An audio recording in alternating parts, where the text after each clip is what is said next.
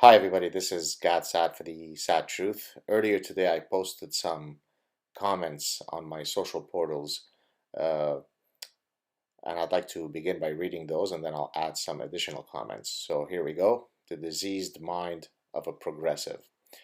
If grotesque homophobia is exhibited by Group A, it's horrifying. If exhibited by Group B, it's cultural enrichment.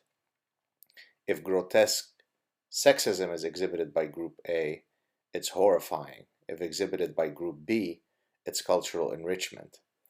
If religious superstition is exhibited by Group A, it's idiotic. If exhibited by Group B, it's cultural enrichment.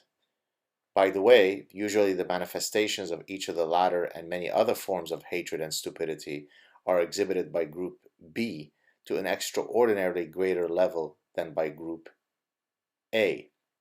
But the quote progressive bien-pensant is too cowardly in his or her moral compass to espouse the correct position. Instead, virtue signal, virtue signal, virtue signal, whilst hundreds of millions of people live in fear, under oppression, are exterminated because bruh hashtag inauguration.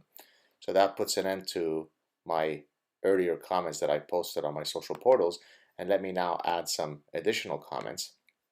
I'll start off by briefly explaining a few concepts that seek to formalize various elements of clear thinking. So for example, we have the notion of normative rationality, which I've mentioned in at least one previous SAAD Truth clip, if not a few others.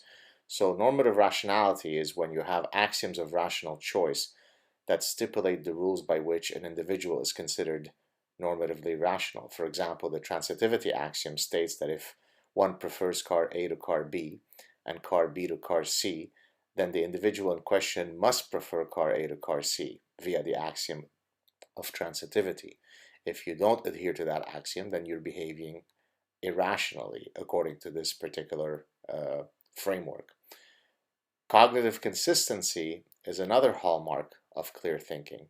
A departure from such consistency yields cognitive dissonance, which an individual is typically motivated to reduce via the application of several possible strategies. Think here about the early seminal work of Leon Festinger, if any of you are knowledgeable in the history of psychology.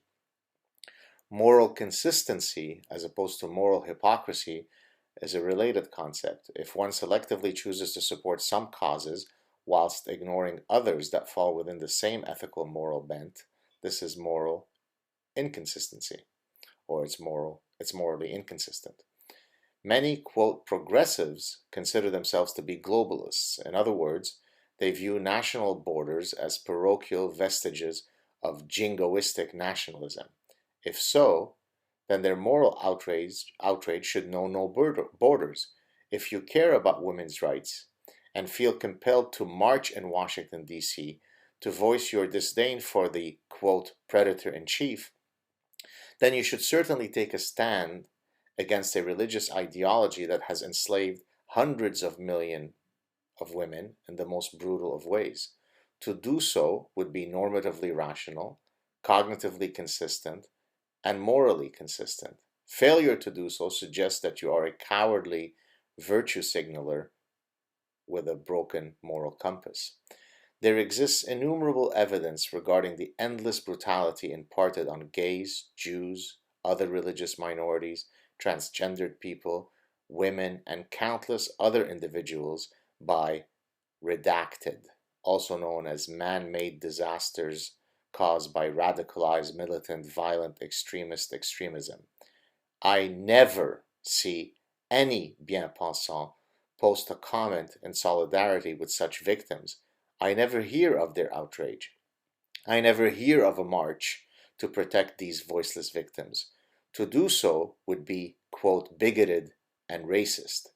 But when it comes to the march in Washington against Trump, the same silent folks suddenly and magically find their voices of ire. Let me be clear, it is perfectly reasonable to detest an elected official on specific points.